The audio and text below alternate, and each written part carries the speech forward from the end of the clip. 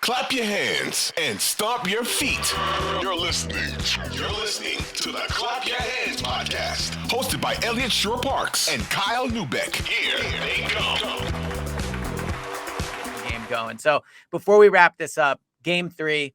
I mean, look, it's a must-win game. It's just point-blank period, must-win game. You have to win it. What are your thoughts on the game?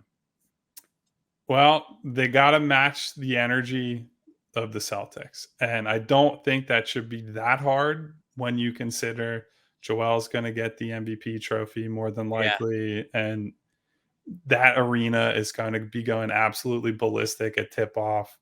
The fans certainly know what the stakes are and are going to show up ready to go. I always wonder, though, if sometimes that actually works against you. Like, I think there is a level of there can be too much energy, and that's from the crowd, the players, everybody. Yep.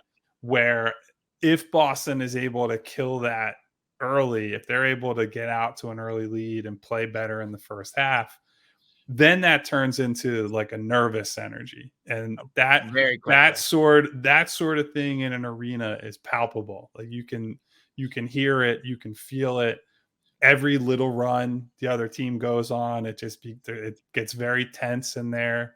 And look, these guys are not immune to that. They're paid a lot of money to try to compartmentalize, and they just worry about what's between the lines and all that. But they can feel that. So I think it's really important, more so than usual, that they get off to a good start and sort of ride that wave that the fans and Joel's MVP is going to give them.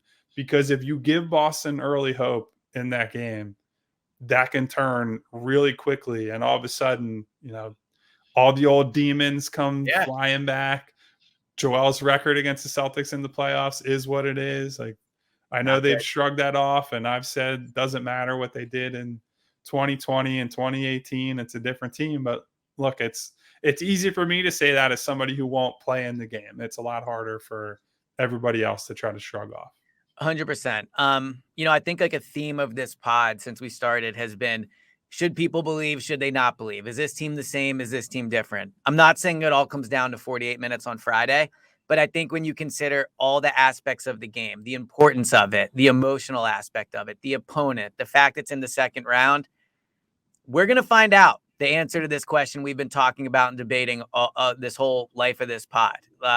Look, they could play a great game and lose, and we could walk out and say, yeah, this team was different. They lost a close game, but man, you can't do the come out, Joel's flopping around, all that stuff. Like, you got to show up on Friday. You have to win for sure, but you can't leave that game with Joel's got 15 points again. Harden's a no-show. Like, this is it. You're at home. Everyone wants to believe. And to your point, I think that belief that people want to have can very quickly turn to nervous energy considering they're demons. So we will be back with a pod after that game, hopefully talking about a win. But before we wrap this